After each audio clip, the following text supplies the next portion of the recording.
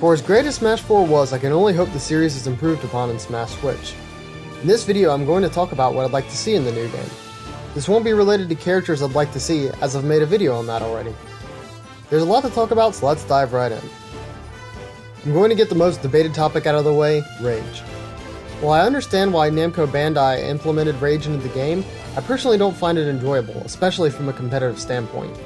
Say you're fighting a character like ZSS who can get pretty early kills already, but now she has even more kill power after she manages to take her first stock and she's beginning to build Rage. And let's not even mention how Lucario's aura and Rage stack. If I were to implement Rage, it would only apply to the person who is actively behind.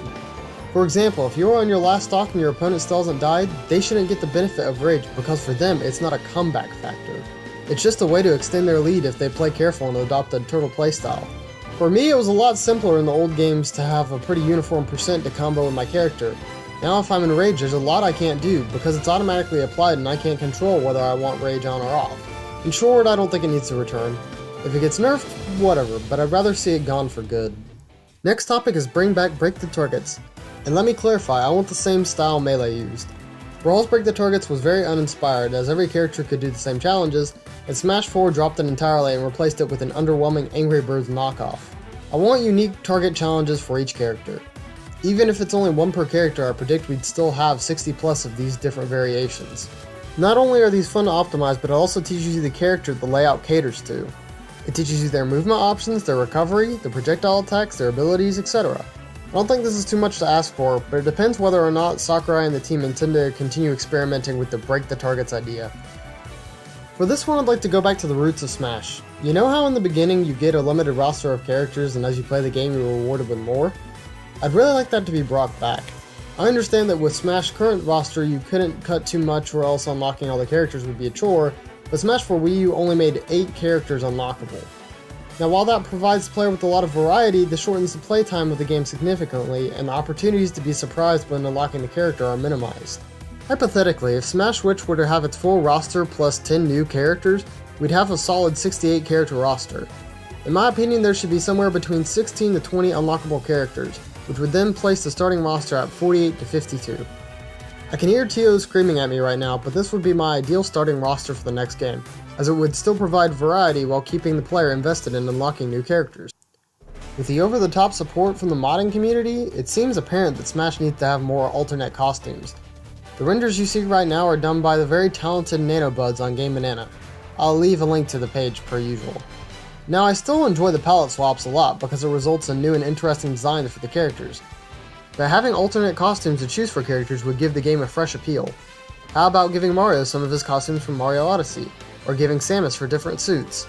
I understand though that there's a limit to what can be done when trying to keep the models and hitboxes accurate.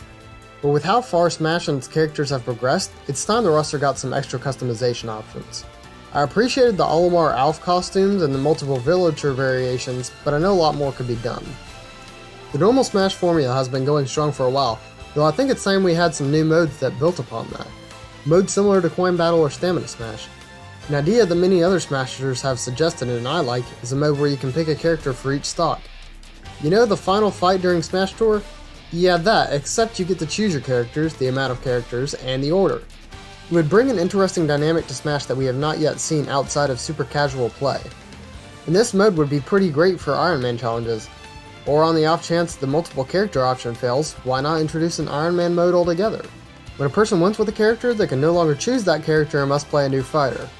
It could encourage players to go outside their comfort zone and play a character they aren't familiar with. Other than those two ideas, I wouldn't mind some more toggles for Special Smash. How about an option where you always jump if you touch the ground? Or a unique option where items that should do damage heal, and vice versa.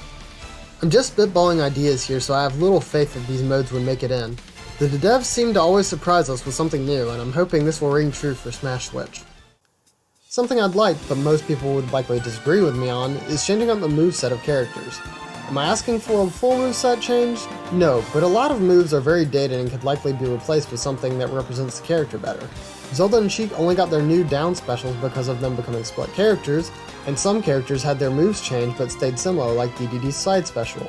I think the only character that got a drastic moveset change between Brawl and Smash 4 was Pit, as all of the specials were changed except for his neutral beat. It seems they are going in this direction with Breath of the Wild Link, but I'd still like to see this development done for many other characters. We've come pretty far from Smash 64, it's about time Mario got a more updated moveset that utilizes more of his recent game abilities. Same could be said for Pikachu, Kirby, and some of the other characters. I'd even like changes to more recent characters like Palutena, as her base moveset was not great and her custom specials, which were arguably better moves, were locked away when customs were banned. This change feels pretty selfish to ask for, but it would really refresh the gameplay to see some updated characters. The obvious addition that everyone has been clamoring for, an adventure mode that acts as a successor to Subspace Emissary from Brawl. The reason there was no such thing for Smash 4 was because of the cutscene leaks before the game came out, which left Sakurai and the dev team with a sour taste. Thus for Smash 4 most of the budget went into making the character reveal trailers. While I did enjoy these trailers immensely, it didn't match the scope of Subspace Emissary. All the cutscenes were memorable, and the interactions between the characters were also imaginative and fascinating.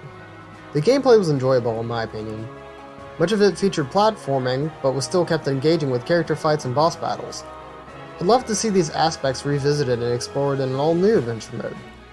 With the impressive roster that Smash Switch is likely to boast, there will be a lot of opportunities for characters to interact with each other. The only thing I'd like changed are the locales.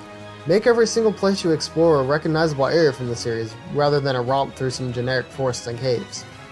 Climbing a mountain with the Ice Climbers and infiltrating the Halberd with Meta Knight made sense for those characters especially, and while the Cloud adventure with Pit and the Fortress invasion with Marth were relevant to their characters, there was nothing distinct about their areas. For as much crap as Brawl gets competitively, Subspace Emissary is one of my fondest memories with the game.